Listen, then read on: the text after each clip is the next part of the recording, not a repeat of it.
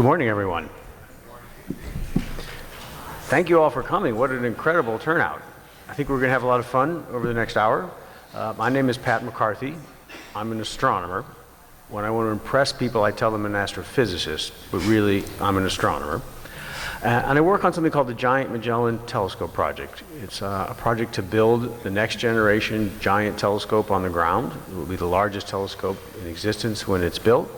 And we'll use it for cosmology and astrophysics and a variety of things, but most importantly, to study the properties of planets around other stars and to address the question, are we alone in the universe? We're going to have a conversation today with a panel of experts. We're going to spend some time talking to you all, getting some questions from you to just talk about this question, are we alone in the universe? Before I introduce the panel, though, let me give you a little bit of background and context of what this is all about, and then we'll talk to the panel and we'll have some questions and conversation. And then at about quarter before the end of the hour, we'll open the discussion to the floor and get your questions and interaction. I think it's fair to say that as long as there have been people on the planet, they've been looking up at the sky and wondering, what does it all mean? What is it all about? The ancients spent a lot of time trying to understand the sun and would it actually come up the next morning. It's always a relief when it did, figuring out the moon and how it related to all this, and looking at the stars, recognizing patterns, what we call constellations, how they change through the year, how the seasons and the positions of the stars are related. Eventually people understood that there was a connection. They could use the changing constellations on the sky to predict when the seasons would change. They could use it to navigate themselves around the globe, whether on land and at sea. And remember, at a time before electric lights, before television, before the internet, people spent a lot of time outside at night looking at the stars, and they paid very careful attention to what they saw. Some people noticed that not all the stars were fixed. Some of them move around, they wander.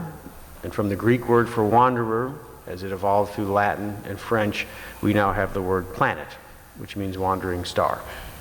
The ancients counted 7 planets. They included the moon as part of that, but they could see Mercury and Venus. Those planets wandered, but they stayed very close to the sun. You never saw them except in the morning or in the evening just after sunset or just before sunrise. Other planets, they called Mars and Jupiter, wandered all over the place in sort of hard to understand patterns. But there were 7 of the planets that they understood. When I was a young astronomer, there were 9 planets. That was before Pluto was voted off the island. And yes, there really was a vote. Can you believe it? And it lost. But so it goes.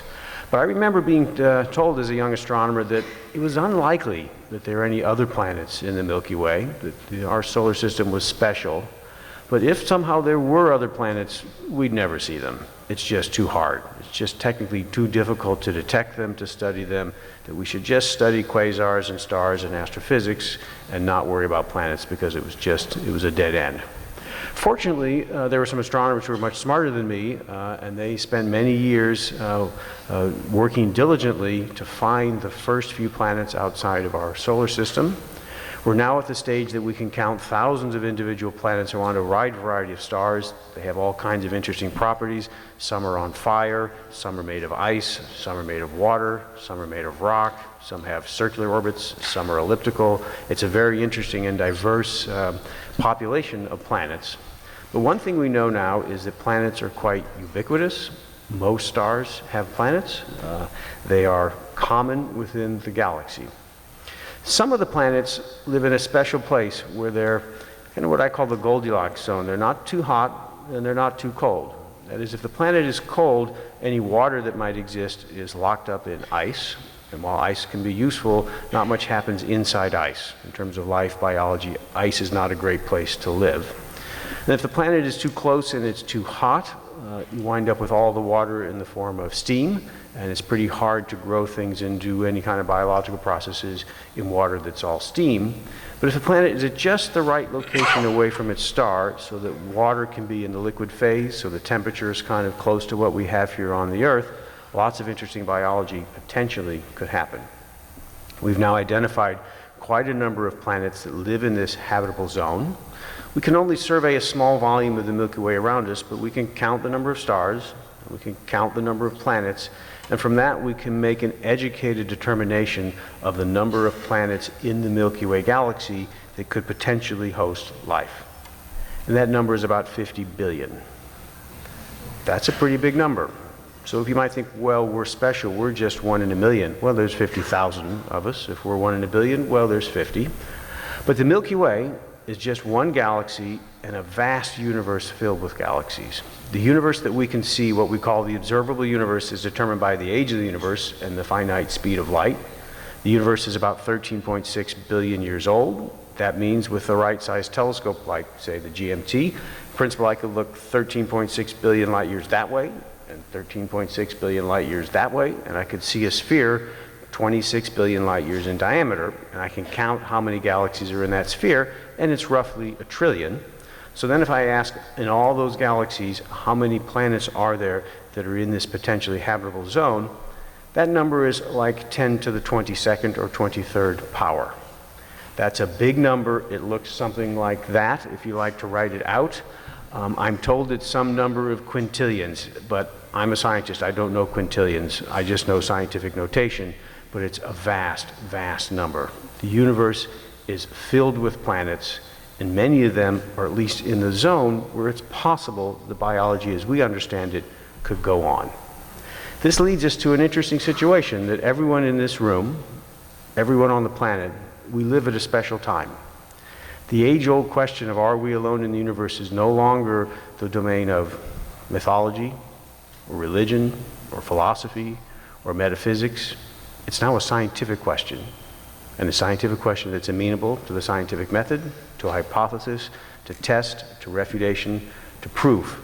And what we have here today is some experts who are right at the front lines of that question and probing many different ways what are the properties of planets and could there be life. When we think about life on other planets, often we think about hyper-advanced civilizations and science fiction movies and exciting things going on, and maybe we should be afraid that they're going to come and colonize us, or maybe they're actually sending us signals. And there are very serious scientists who are working on this, and it's a fascinating problem because you can probe extremely large distances to see if other civilizations are reaching out to us. But if someone just dropped in on the Earth some random time in its history, you wouldn't see this. You'd more likely see something like this. Lots of life, but not a lot of technology. And so one of the questions we want to pose today is, could we actually see this kind of life on another planet indirectly, but clear evidence that biology is going on? Because in the nearby our neighborhood, the part we can probe closely, it's probably more likely that this is what's going on rather than hyper-advanced technology. So with that background, let me introduce our panel of experts. To my right, I have Dr. Jayne Birkby. Jayne got her PhD at Cambridge University in the United Kingdom. She then took a postdoctoral fellowship at the storied Leiden Observatory in the Netherlands. She's now at Harvard University, where she is a Carl Sagan Fellow, and she has a joint appointment at the Harvard-Smithsonian Center for Astrophysics. So please welcome Dr. Birkby.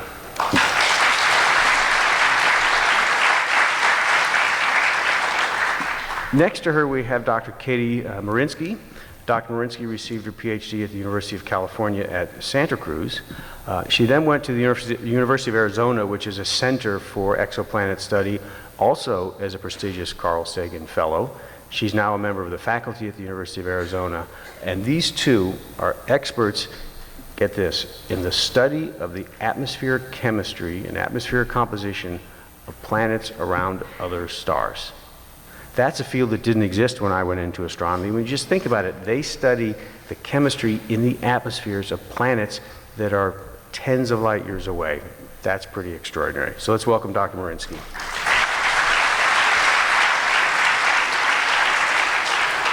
And on the end, we have Professor Taft Armandroff. Dr. Armandroff received his PhD at Yale University. He then, after a variety of posts, he was the director of the Keck Observatory in Hawaii, the largest telescope in the world. And he now is here at the University of Texas at Austin, where he heads the astronomy program and is the director of the McDonald Observatory in West Texas.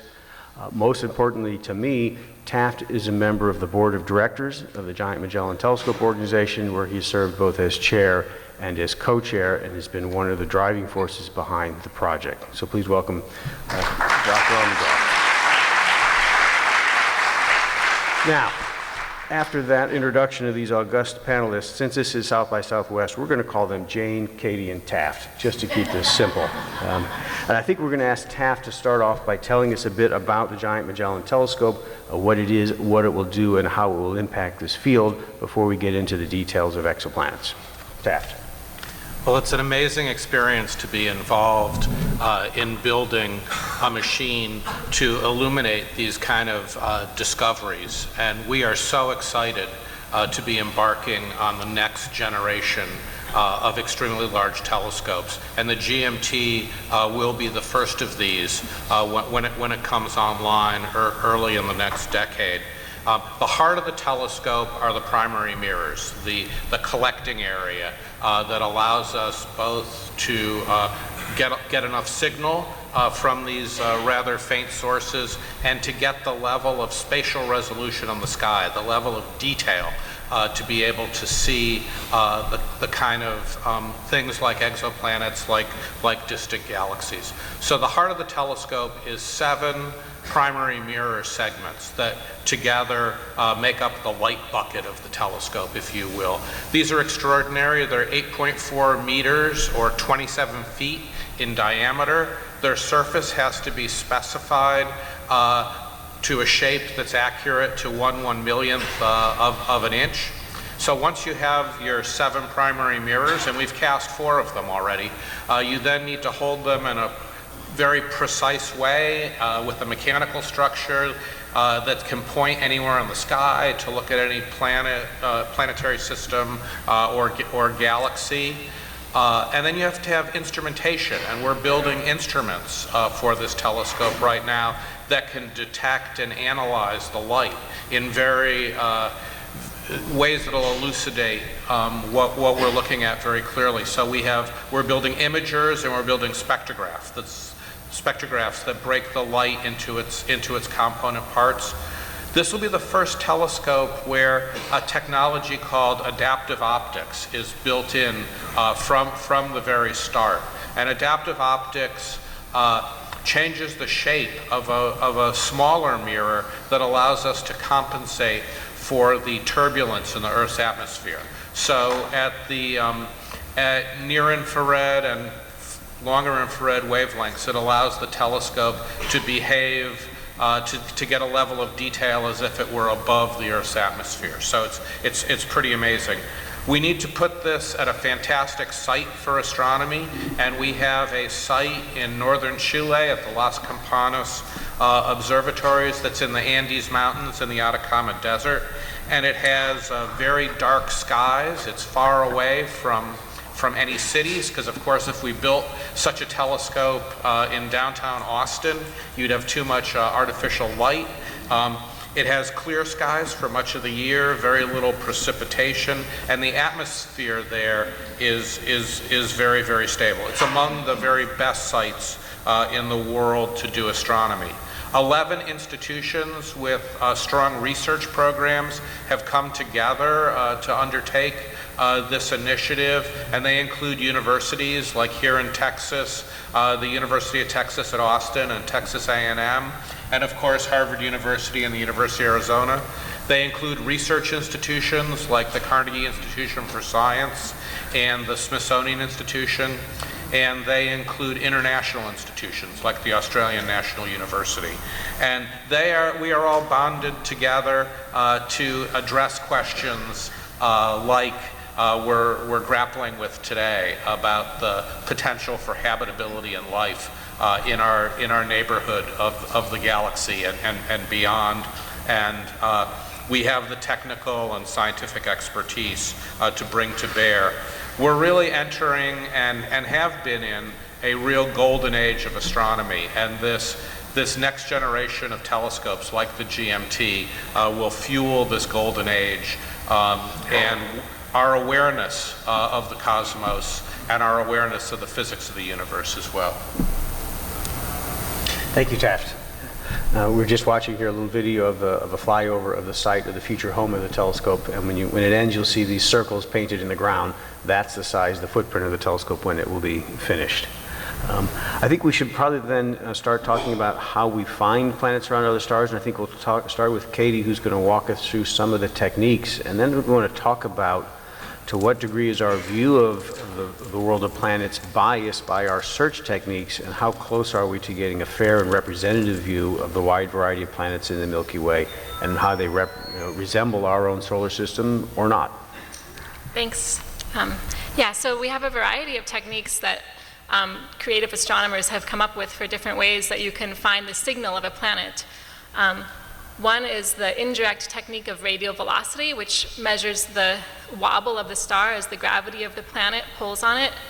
Another one is the transit technique, which this video is showing, where essentially the planet passes in front of the star and the shadow of the planet falls on Earth, and so we see the star get faint, and then we see the star get bright again after the planet passes by.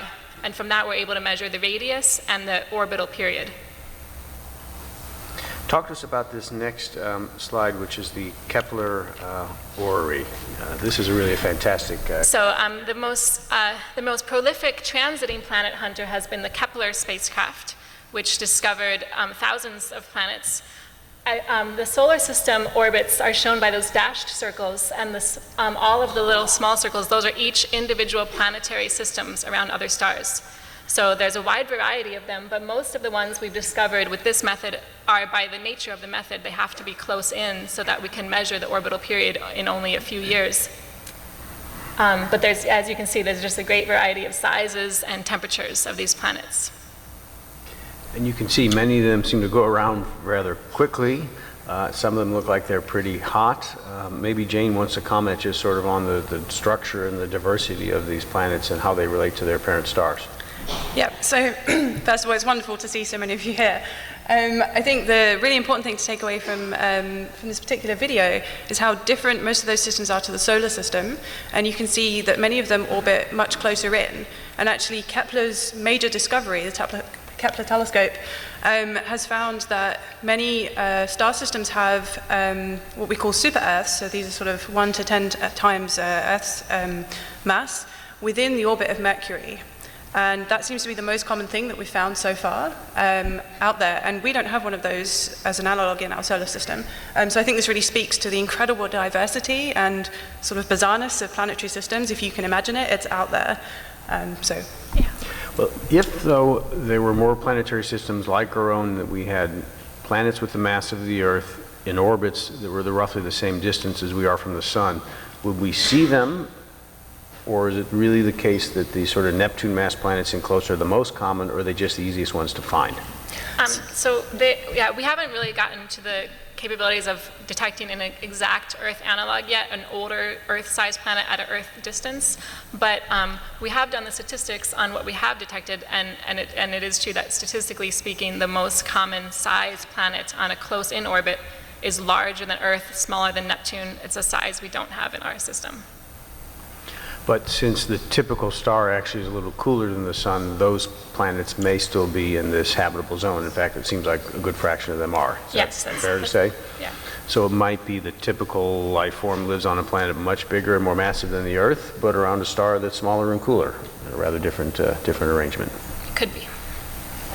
Yes. Let's talk a bit about how we actually see stars. Katie is an expert in this technique of adaptive optics, which cancels out the twinkling of the atmosphere and allows us from the ground to take images that are just as sharp as the Hubble telescope takes or as the James Webb Space Telescope will take. So you want to just talk in rough terms of how this works and what our limitations are.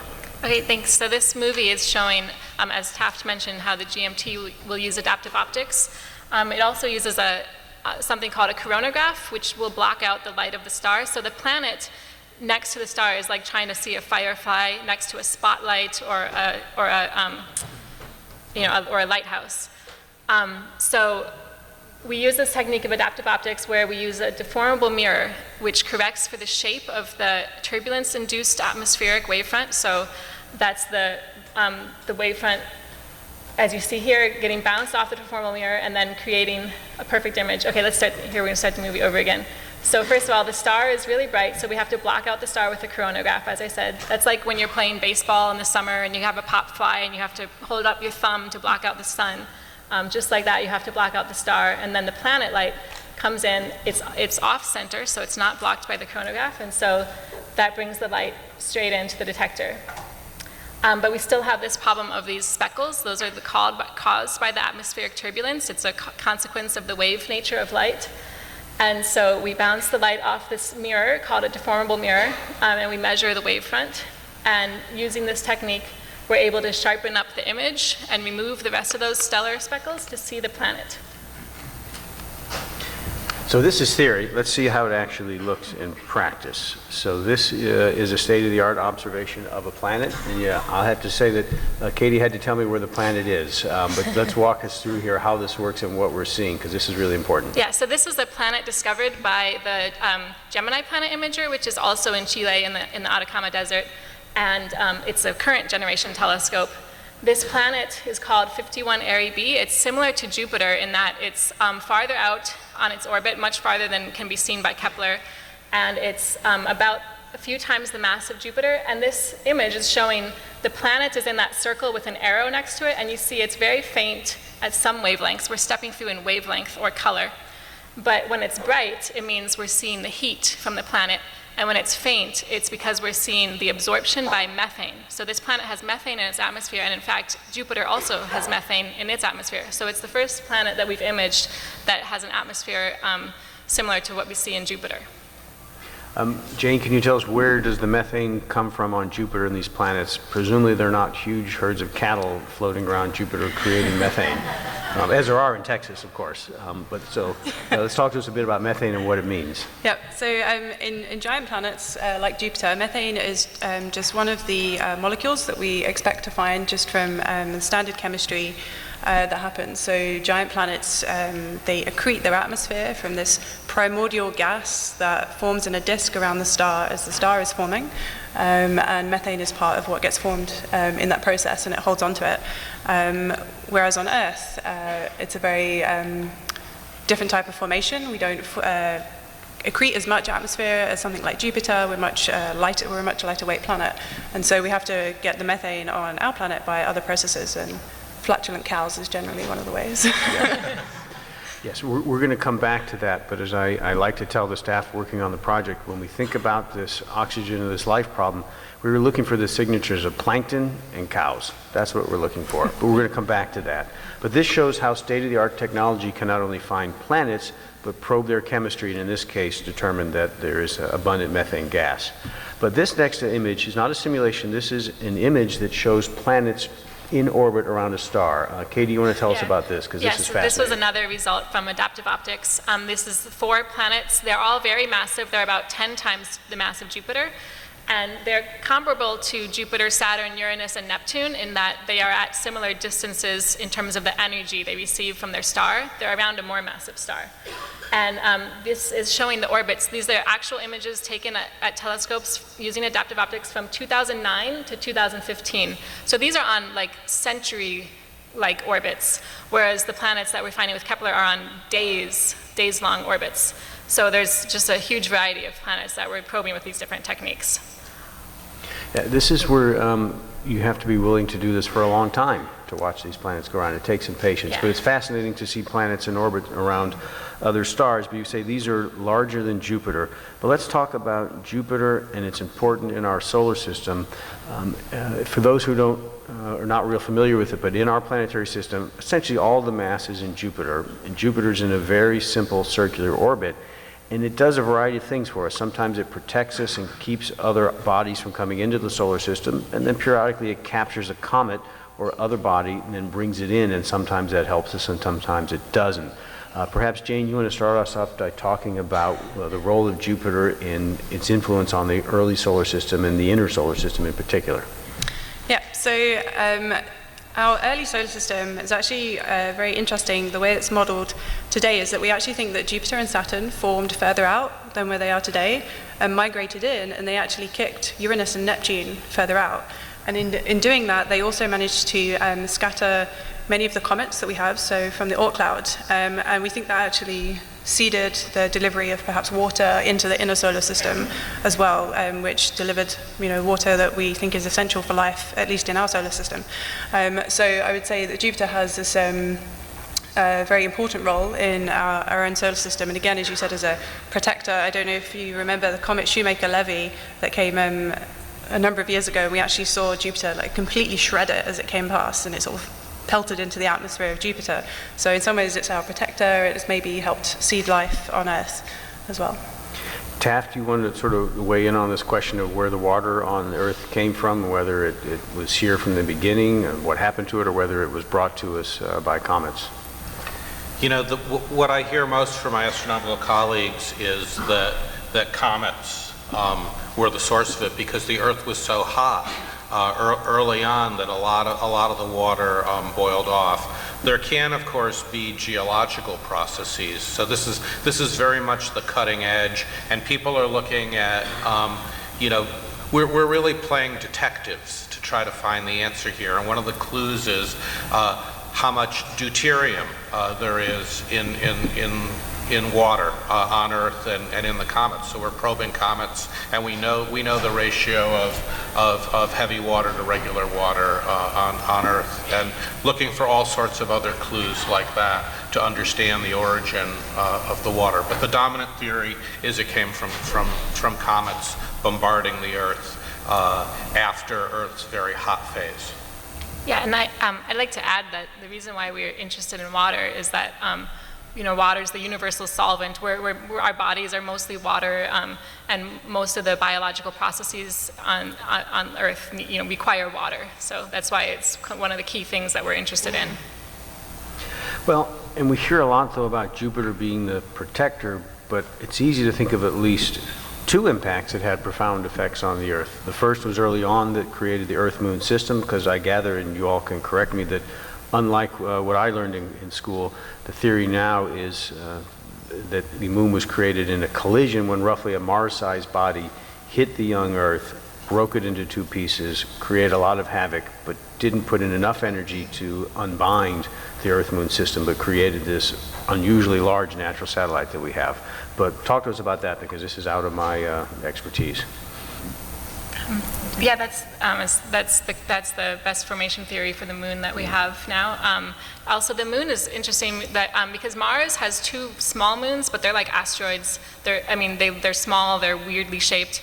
You know, we have this one large round moon. Venus doesn't have any moons, so our moon is unique in the rocky planets in the inner system and in our inner solar system. And the moon actually helps stabilize our tilt. So, you know, our planet doesn't wobble around a lot. It does wobble very slowly, but not a lot. And the moon helps stabilize our tilt, which helps stabilize the temperatures and the seasons and climates. Yeah, and something else to take from that is that the Earth pre-moon impact would have actually completely removed any atmosphere that had already formed on sort of proto-Earth at that time. Yeah. So the atmosphere we have today is actually it's a second-generation atmosphere that's largely been outgassed from our own rocks that we had after the moon had formed and we'd cool down again. So actually the moon was a critical point in creating the atmosphere that we have today on Earth. Is there a chance we can get a third-generation atmosphere once we've used this one up? It might take geological timescales, I'm afraid. We may have to move before then. We have to move, yes, okay. But then there was another impact that if I understand correctly, had a profound influence on life on the Earth. That is the large impact that may have led to the extinction of the dinosaurs and the rise of the mammals. First of all, I'll be interested to talk about whether we think that is true, what the likelihood of that happening again, and whether that whole process might play a role in the formation of other planetary systems, and how this whole dynamic of orbital dynamics and gravity and biology go together. Anybody want to take a stab at that? Taft, dinosaurs. You and I are old enough to remember dinosaurs. Absolutely. Well, you know, the radioactive evidence is very good for a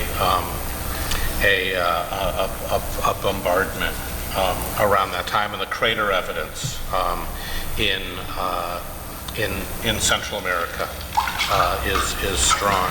And I think, you know, in terms of talking about new facilities like GMT, one of the other challenges that's being a lot of energy is going into is telescopes that will track a lot of the constituents of the solar system that are not as well known. I'd say over the last 20 years, we've gotten a much better understanding of the small bodies in the solar system.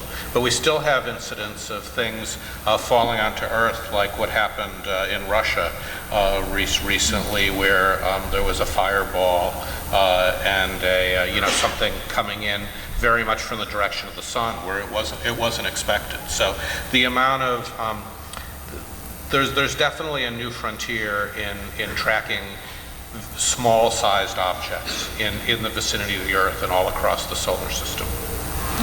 Yeah, and I think we're going to talk a little later about the TRAPPIST system, which is a system that has 7 planets inside an orbit that is smaller than that of Mercury, and there must have been some collisions going on at some point in that system. It must have been pretty interesting. But Jayne, do you want to weigh in on this question of collisions and extinctions and so on?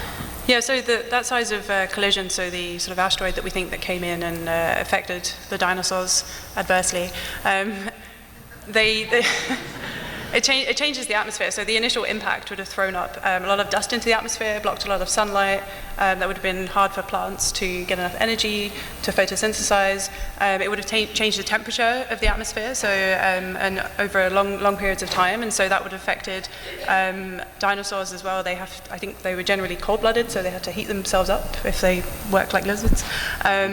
So those kind of they call it a mass extinction event, but it probably happened over a longer period of time. And yeah, I guess some dinosaurs evolved into birds.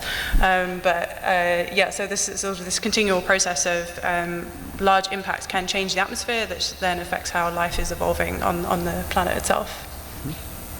Well, on that subject, we were talking a bit earlier about methane and other elements. Let's talk a bit about oxygen, its importance, where it came from. Most of the history of the Earth, at least the early history, the oxygen level was relatively low. Oxygen, we know, comes from photosynthesis from plants. The early oxygen, as we heard from Jayne and Katie, boiled off early on in the formation of the Earth.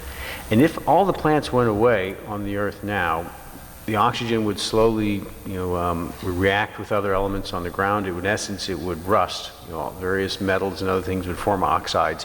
And in about 10 million years, the oxygen level will go from the 20% we have today down to the few percent that is typical for just a dead, barren rock. So the question then is, how did it all start? How can we use oxygen to probe for life? And there's some fascinating work going on now, particularly at MIT, where there's a group that is demonstrating you can make the very first oxygen in rocks with little cyanobacteria that grow in the crevices of rocks. And this is an example of a microscopic photo of a little bubble of oxygen being formed inside a rock by cyanobacteria. And we believe that's what took us from the primordial oxygen abundance to the few percent to the level now where large-scale photosynthesis can take over. And so today we believe that most of the oxygen in the atmosphere comes out of the ocean, it comes from plankton, it comes from small life forms. We think about the rainforest and the redwoods, they're the sinks of carbon, but the source of oxygen really is life in the ocean, and that's where it gets into the atmosphere. And we happen to have then some experts here on how you detect that oxygen in the atmosphere of other planets. And let's talk about that for a bit, and in particular, oxygen and other elements and how we might find a fingerprint that could tell us whether we're seeing biology or the exo-equivalent of geochemistry. So, Jayne, you want to start, and then we'll hear from Katie? Yeah, so in terms of actually measuring what is in the atmospheres, the most prolific technique that we've used today is something called transmission spectroscopy. But to explain that in a simpler terms, we talked earlier about transit. So as a planet passes in front of its star along our line of sight and it creates a shadow, what's also happening in there, as you can see from the picture on here, that some of that starlight is filtering through the limb of the atmosphere, and when it does that, it picks up the fingerprint of the planet, basically. So it can see the different molecules in the planet's atmosphere absorbing light from that planet. And so we can actually measure this. So we just measure how much the change in light varies as a function of wavelength. So we just look at the different colors. And from that, we can pick up these absorption signatures from different molecules. And this has been really the workhorse of how we've detected molecules and atoms in other planet atmospheres so far. Yeah, well, I can just add, in the other technique that I was talking about earlier, the direct imaging technique, we're seeing the light from the planet. But in this case, so that has to be a hotter, brighter planet with today's technology. But in this case, that's why it's been so prolific with today's technology. It's the light from the star. So if you were going to look for the chemical signature of life, what would you look for? And in particular, if you were going to go out and make a claim, scientific claim, or in the public that you had found life, you would want to be pretty sure you were right. So what's the smoking gun? What's the acid test? The thing that you think is the gold standard to look for the chemical signature of biology rather than volcanoes and rock oxidation and so on? Yep. So there's a fairly big team at NASA who are actually going through and trying to really pull out what we call the biomarkers, so these real signatures of life. And I think what we commonly expect is that if we see oxygen, we know that we need that, like that is the marker for life. So if we went and said, oh hey, here we found a planet and it has oxygen, great, we found life. That's not enough. And the reason for that is that there are many false positives, so there are false biomarkers. And so just one molecule by itself, say oxygen for example, it's not the smoking gun, that's not 100% proof that there's life there. And so what we actually want to find are combinations of molecules. So on Earth we have oxygen, and we also from that form ozone, and ozone is one of the things that protects us from the UV radiation from our sun. We also have the carbon dioxide that we breathe out, and then the plants breathe in and they give us the oxygen, and then we also have methane that's produced biologically as well. If we found all four of those together, it would be really hard to explain that by any other means than biology. However, if we just found, for example, only two of those, say ozone and carbon dioxide, but we also found something like carbon monoxide, which is actually poisonous to us, and a lack of methane, this is more likely to be geological processes. So we can use these, the lack of false positives as well, so not finding methane or not finding carbon monoxide, all of these things together give us the real strong evidence that we've found life as opposed to some abiotic process, so some non-biology process to produce these molecules. Katie, do you buy into that? Well, yeah, I was going to ask Jayne to tell us about she had a really good pizza analogy earlier. Yeah. Okay. So this is something from the NASA team that actually worked and created this image. So for example, oxygen and methane, if you find them together, it means that the methane had to be produced recently. So if you imagine that the methane is fresh pizza, and that the oxygen are college students. Generally, college students eat pizza quickly. So if you turn up and there's methane around, you can also assume that there's oxygen and that the methane has been produced recently because there's still fresh pizza. However, if you find methane and no oxygen, it's likely that it's old pizza because the students aren't around to have eaten it. So we think that this is another thing. We need to see that these things are being replenished. So as Pat said earlier, oxygen doesn't hang around very long in our atmosphere. It reacts with other things, and so we have to constantly produce it in order to create this biomarker. But finding oxygen and methane together is a real, the smoking gun of what we want to see. And I think then maybe Taft or Jayne wants to talk about what we know from our own solar system as ways to look at these markers and how they might reinforce what we've learned through other means, or perhaps not. I mean, one of the great things about our own solar system is that we can actually get close to the planets. You can't overstate the vast distances of space. So with our own solar system, we can take spectra with telescopes of the planets, and from some planets like Mars, we can actually we can land on Mars, and NASA's had experiments there that are actually able to understand the atmospheric composition of Mars. So our solar system is an excellent laboratory to extend further from the Earth. And if I can add to that, I think we have this idea of spectral fingerprinting. So each planet has its own unique fingerprint of how its atmosphere, if you look at the different colors of light, it absorbs differently. So these lines that are overplotted on Venus and Mars here, that's what part of their spectrum looks like. It's their fingerprint, and both of these fingerprints have carbon dioxide in them. Whereas Earth, we look somewhat uniquely different. So we have that carbon dioxide, but you also see many features from both water and oxygen and ozone in there as well. So this is the signature that we're looking for. we're trying to pull out that spectrum and compare it to others. So yeah, we're looking for chemical fingerprinting of all the other Earth-like exoplanets that are out there. Well, and we think about this now for planets, but in our own solar system, are there prospects for applying this technique, say, on the larger moons of Jupiter and Saturn, places that might be warm enough from their own processes that we could see this going on? What's the state of play, say, in Titan? So as you know, there's on the Earth we have things called extremophiles. So there's bacteria that live in the ocean vents, and and there's things live in the Sahara, things live in Antarctica, in all different environments. And so we have been looking for life in the solar system too. On Mars, we haven't found it. Also, one of the moons of Jupiter, it's called Europa, it has water under its crust. So the crust is frozen, but it has liquid water under the crust. So we actually have a current mission sent there right now. It's called Juno. And I think that's still an open question, is whether there is any life on Europa. But we tend to think that we live in a normal, average place, but we really don't in terms of our star and our planet. This is an interesting graphic that's kind of the head count or the census of stars within, 30 light years or so? Yeah. Tell us what this means. Yeah, so Pat mentioned at the beginning how, there are 10 to the 22 planets in the universe. But if we get realistic about the ones that, we really want to know about, it's our local bubble, okay, so our neighborhood, and who's out there. So I'm showing on here, we see the sun, and within 30 light years, there are about another 20 stars that are like the sun. There's sort of another 4 to 10 that are much bigger and brighter. And then there's over 200 of what we call M dwarfs, so these small red stars. And actually, these stars are some of our best prospects observationally for finding Earth-like planets. So the stars are smaller. That means when the planet passes in front of them, it blocks much more light from that star than if it was to pass in front of a bigger star like our sun. So that means the change in the light, the flux ratio is much larger, and that's easier for us to detect.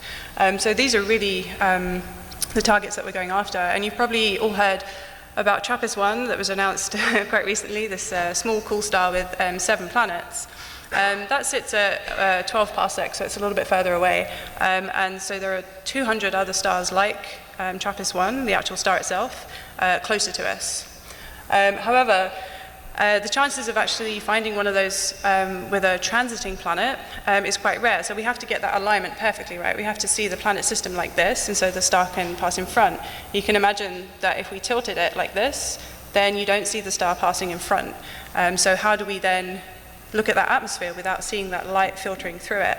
And so one of the techniques that's quite new that I've been working on, and one of the things we'll be doing with GMT, is actually to use the motion of the planet itself to actually see how it changes its spectrum as it's going around its star.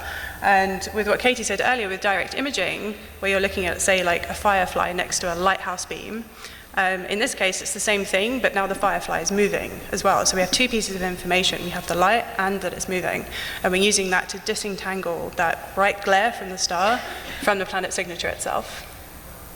But it's worth thinking, though, that, as you say, most of the stars in the galaxy are these cool red dwarfs, and then most of the planets in the galaxy orbit these kinds of stars.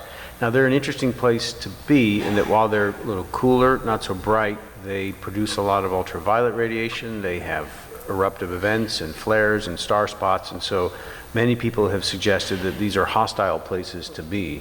I'm going to take the contrary viewpoint and say, well, it's like being at the beach with a strong sun. There's lots of UV. The mutagenic rate will be high. That'll be bad for some, but it might be good for evolution. But it might be a place where things happen very quickly. But this is a little artist's conception of what it might be like to orbit one of these red dwarfs. And maybe we should talk a bit about, is it really a bad place, or might there be an upside to orbiting a red dwarf? Taft, do you want to offer an opinion on that?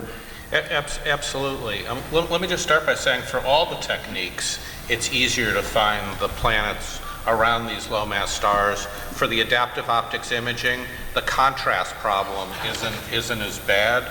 For the radial velocity technique, where you're looking for the motions of the star induced by the gravitational effect of the planet, a planet of a given size will have a bigger effect on the lower mass star. So a lot of the excitement in the planet hunting world will be around these M dwarfs, both because they're so common and because the effects of exoplanets that we use to see the evidence are more pronounced. But I mean, why, in terms of the UV flares and such, we could imagine life starting in more protected areas of these planets that might have some protection from the flares. So it's I think this problem is really a science fiction writer's paradise of subterranean societies and such. Mm-hmm. I think one of the there was a team sort of published a paper not long after the TRAPPIST system was found, saying how life could protect itself from these huge flares and this UV radiation. And they talked about bioluminescence. And if you've ever seen a sea turtle underwater with the light hitting it, it's sort of that iridescent light, and that's it protecting itself from UV radiation. So what I think is really exciting is to, although we see these M stars, these cool stars, and they look really active and maybe terrible for life, it's also making us think, well, how could life survive that? And I think there's this real sort of energy now in the community to go and understand, like, could life survive that? Life is incredibly adaptive on our own planet, so could it survive elsewhere? And I think one of the fun things for this is that if intelligent life could evolve and maybe try and communicate, you can imagine that would wreak havoc on space satellite communications. So maybe they'd have really advanced protection from space weather or have different ways of communicating. So there's many different things that feed into this, like to thinking about what it's like living with a cool star. Indeed. And this is a picture of a artist's impression of the TRAPPIST system, and I believe 3 of these planets are in that Goldilocks zone. Katie, you want to talk to us about which one of these might have liquid water and why the one closest to the star looks like it has acne? Yeah, I believe the one closest to the star, those are volcanic hotspots. And the 3 that are potentially in the habitable zone would be, I think, the 3rd, 4th, and 5th. Mm-hmm. And so, yeah, this system was just recently discovered, and the habitable zone is just determined by the energy from the star, and when you move a certain distance from the star, then you get to the place where the average temperature should be in the liquid water regime. But of course, that can actually change depending on the details of the planet. So if the planet has a very thick atmosphere, then it can be a little bit farther out in the atmosphere, can help keep it warm. Or kind of the opposite of that is the example of Venus, where Venus, has had the runaway greenhouse effect happen, and so Venus itself is no longer a place where liquid water can survive. But if Venus didn't have that kind of thick atmosphere, it could have still had liquid water. I also wanted to mention one more thing about the M dwarf, since we were talking about the flares and everything. One thing we don't know much about is magnetic fields on these planets. So so on the Earth, we have a magnetic field. It creates something around us called the magnetosphere, and the magnetosphere does also protect us from some of the solar energy that we get. Not all of it, but some of it. And so whereas Mercury, for example, has very little atmosphere, hardly any, because Mercury is so close to the sun and has hardly any magnetic field. So another thing is, if these planets for some reason might have a strong magnetic field, that could also help protect it, and that's just something we still don't know. You can imagine that the aurora would be incredible. Yeah. So we get aurora. The northern lights. Yeah, that's our Earth protecting us from the stellar wind. And so you can imagine that if these planets had strong magnetic fields that could protect them and they get blasted by these flares, that the skies would just light up, and it would be incredible. Yeah. And I understand there are hundreds of stars that are closer to us than TRAPPIST that are still of the same variety that could have rich planetary systems. Is that correct? Yeah, so TRAPPIST is around 40 light years, and the image we showed earlier of the sort of our local neighborhood, that's at 30 light years. So there's at least 200 stars that are closer to us than TRAPPIST. So if we're thinking about in the future about going to these planets, then maybe we want to look a little bit closer to home as well. Well, speaking of going, this is one that people are talking about going. Well, maybe not going, but sending their iPhones or the equivalent of that on a on a space journey where they may send us back pictures. And I think we might want to talk a bit more about that. But I think we have about 10 or 12 minutes left. Why don't we ask if there's anyone in the room here who would like to ask any questions or raise any issues. There are microphones right there. It's probably best if you just step up to the microphone, and then we can take it from there. And if you have a particular panelist you'd like to address your question to, you might want to mention that. Hi, I'm Mike Cronin. I'm a reporter for the Austin Business Journal. I cover technology, so I'm here just because I love this stuff. I'm interested, Dr. McCarthy, in one of your opening statements. You said that the biology that you pictured is the most likely type of biology or form of life, if I understood you correctly, that would exist, that we would find nearby. Why do you or your colleagues feel that way when other theorists have posited that life made of silicon or methane or other things could also exist? Right. Thank you. Okay. When do you wish to start that, or shall I? I'll try and answer. Okay. So certainly there are, people are working on different chemical pathways for life to form. So instead of carbon, it could be a silicon-based life form, those kind of things. I think the point we were trying to make was that we live in a special time in the sense that we have life forms that are intelligent and very complex, whereas for the most sort of last 4 billion years, if you were to look at our planet, you would find very primitive life. And so the overwhelming odds of us finding life on other planets is going to be in that kind of time when it's quite primitive. So that's what we're most expecting to find. Yeah. But I also think it's a question of the first thing to do is to look for something that is similar, that we know works, which is carbon-based life. But I take your point that the whole history of science is littered with people looking for one thing and finding something completely unexpected. And that's why I think it's so great that there are people doing the search for extraterrestrial intelligence, that they're thinking about this in many different dimensions. And it may well be that the first person to find the answer comes at it from a completely different point of view. And that's part of what makes science so exciting. Yes. Hi, I'm Marissa Margolis from the University of Denver. I'm just curious as to if your team is also working with the W1 mission, as you seem to have several of the same goals, and if you share the information that you are finding to look for other life on planets as you are developing the GM telescope. Yeah, I can address that. The W1 mission is going to be a space telescope that's also going to be trying to directly image Earth-like planets. And it's not that we're actually doing the same thing, there's just a great synergy between us because they're in space, and so that their adaptive optics doesn't have to compensate for the atmosphere, it just has to compensate for smaller things, and so they'll be able to see a higher contrast, so a fainter planet relative to its star. However, they have a smaller collecting area, a smaller aperture for the telescope, and so with the GMT, we'll be able to gather more light, so we'll be able to gather more spectral resolution to get more of these biosignatures, and so the techniques are very complementary. You mentioned that the effects that cause the twinkling of the stars affect you, and I guess I kind of had a potentially three-part question to that. Is it the near atmosphere or is it the ionosphere that's causing the problem? Do you use modeling and forecasting to try and mediate that? And if not, is there a particular reason why?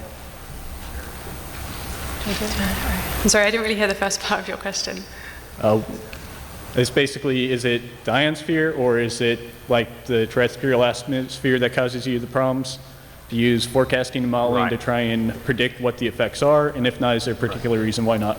In terms of the image distortion that come from the Earth's atmosphere, it's primarily the stratosphere. It's where much of the turbulence is, and then some fraction of it is just down very close, turbulence close to the ground.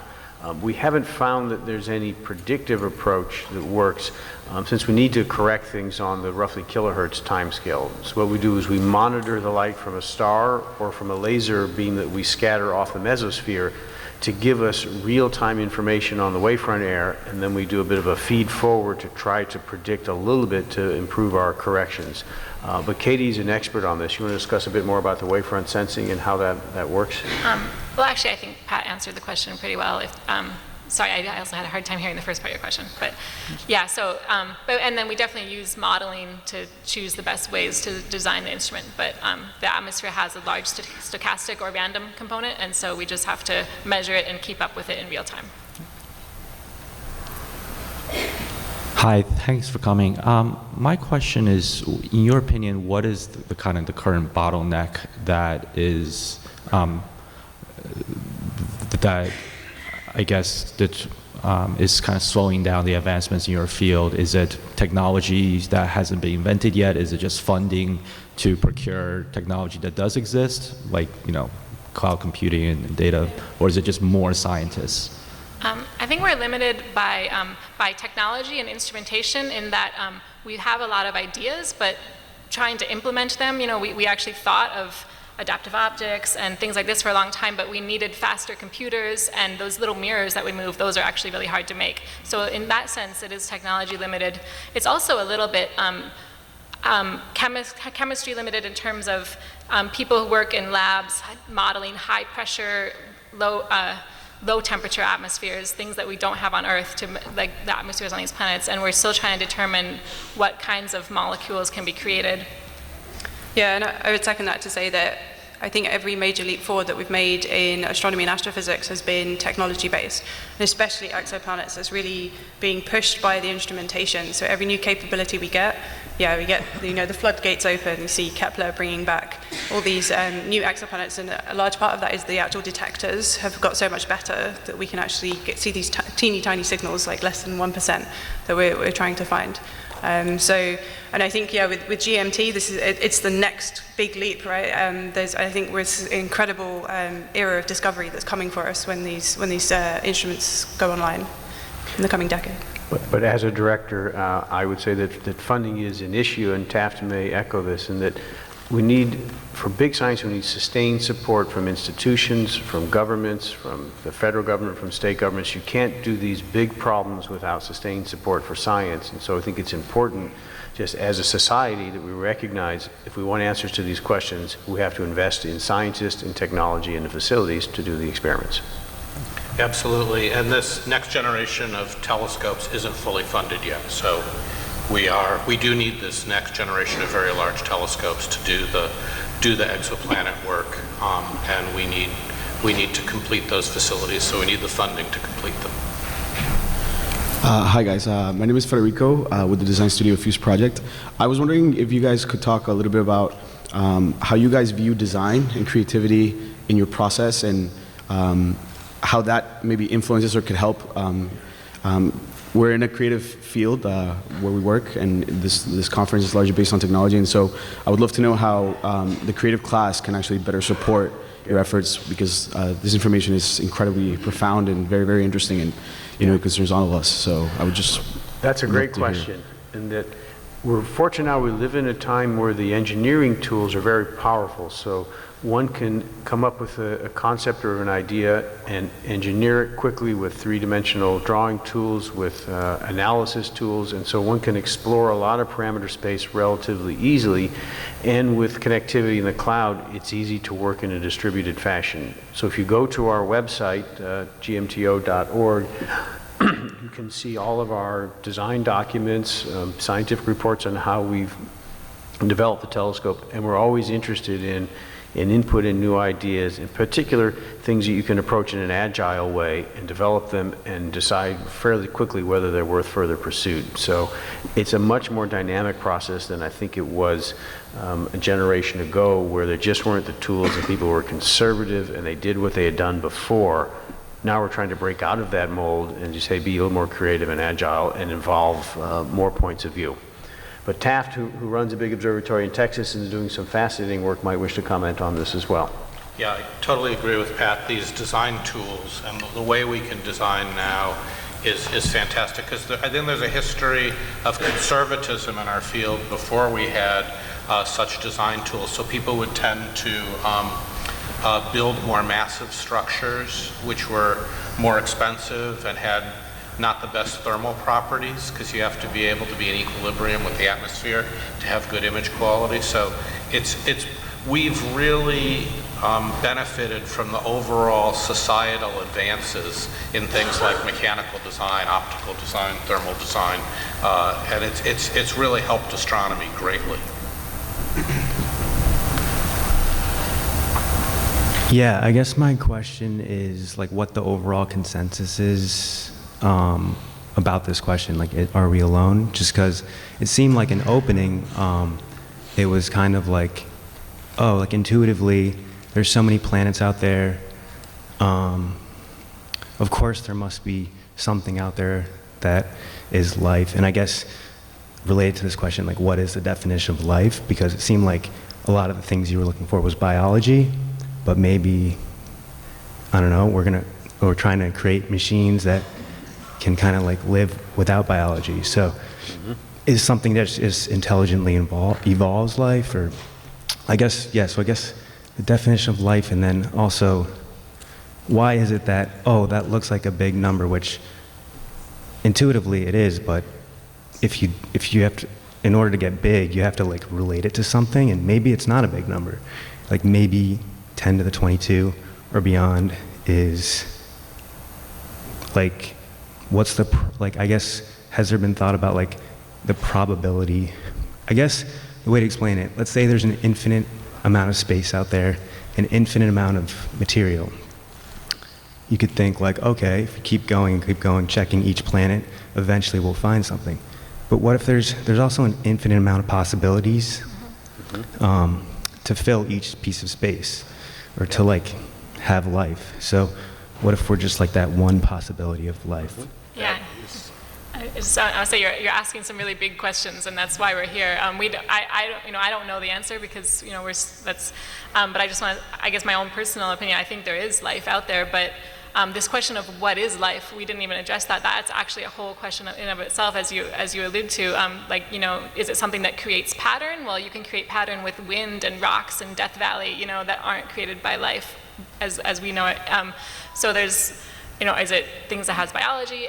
That's actually, that's a whole another area of research, and I don't have the answer, but it's a great question. Yeah, that's one that we could spend lots of time on.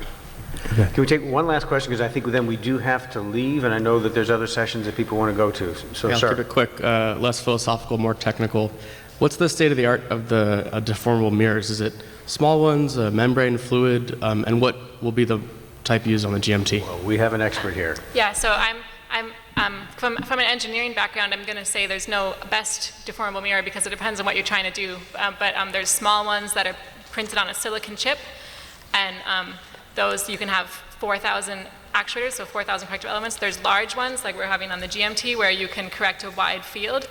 So it really depends on what you're trying to do, but it's just basically how can you make a very thin but reflective piece of glass that you can move very quickly and by like up to 10 micron amounts. And there's been a variety of ways to do that, so I'd be happy to talk to you later if you want. Well, thank you all for coming. Let's thank our panel for what a stimulating discussion.